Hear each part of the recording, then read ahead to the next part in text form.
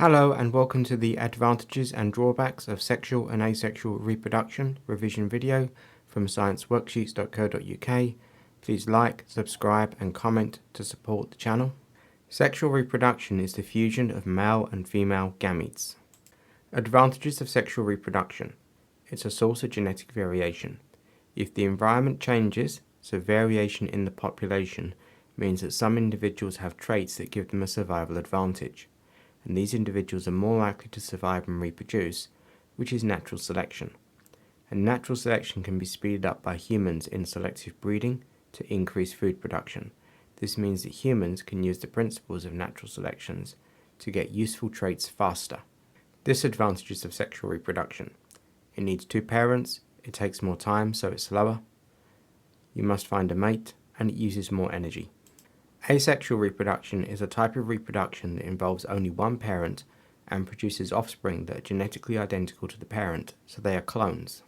Advantages of asexual reproduction. Only one parent is needed, there's faster reproduction, many genetically identical offspring can be produced when conditions are favourable. This allows an organism to colonize a new habitat, and it's more time and energy efficient as you do not need to find a mate. Disadvantages of asexual reproduction. There's no genetic variation, and if the environment changes, the organisms may not be able to adapt and they may die out.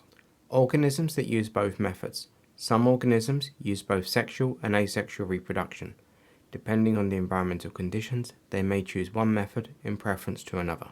The malarial parasite Plasmodium that causes malaria uses asexual reproduction in humans, but when it's inside the mosquito, it will use sexual reproduction. Fungi. When the environmental conditions are good, fungi will reproduce asexually to produce spores, which then germinate and grow into a new fungus, and this will produce clones.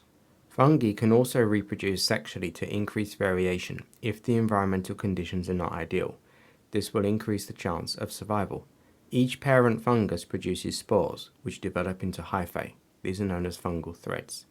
These hyphae will fuse in fertilization to form fungi with variation.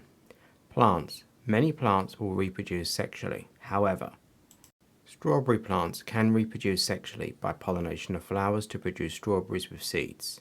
However, they can also reproduce asexually by forming runners as shown, which then forms a daughter plant. Daffodils and bulb division. Bulb division is when a plant produces new bulbs underground.